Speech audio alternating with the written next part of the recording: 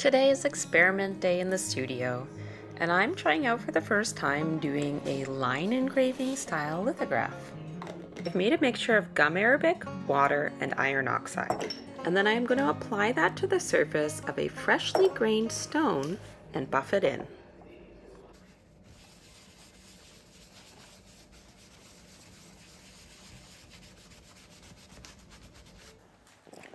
As a design, I'm using a little mini stone litho I was playing around with recently, and I'm going to try and create something that I could print on top to add more depth to the image.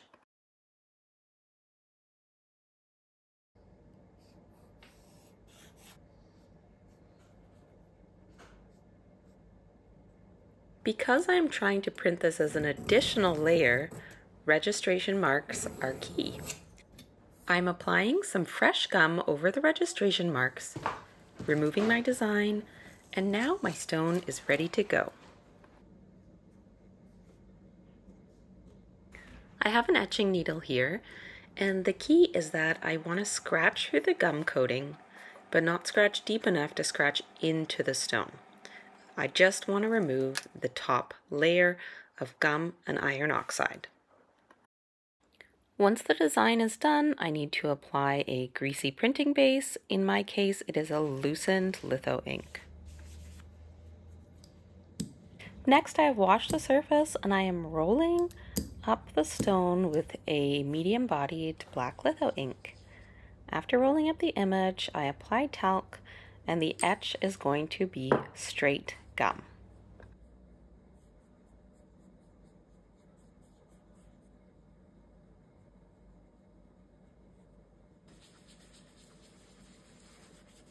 This is what it looks like after the first etch. The image is perhaps a little peculiar, but it appears to be working in terms of the technique. Time to do a test print or two.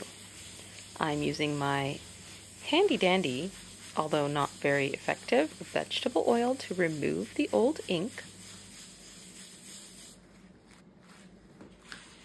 Next, I'm rubbing in some very greasy black litho ink. This is in place of asphaltum because I'm a home lithographer. I try as much as possible to use non-toxic materials. So I'll clean the surface of the stone with some water.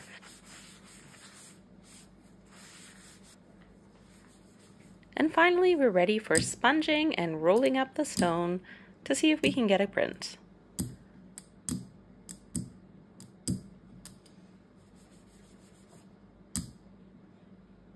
As a note, I'm using quite a loose ink for printing here, and that's because when I did the roll-up and first etch, the image was picking up quite light. I want it to be dark enough to get a quality print.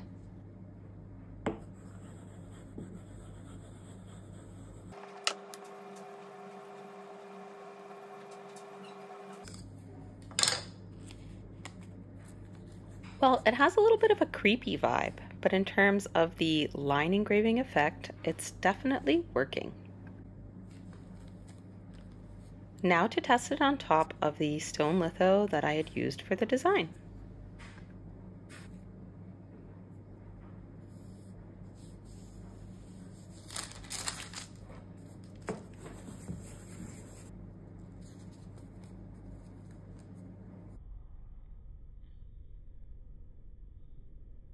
To be honest, there's a lot going on already in this original stone litho, so it's a bit hard to see how this added layer has changed the image, but it is exciting to know that the technique does in fact work.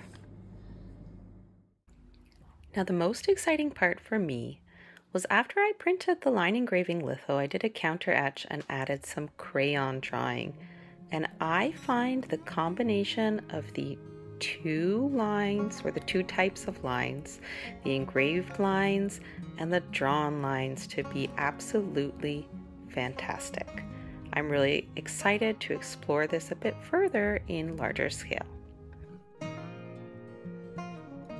Thanks for watching, and see you again soon.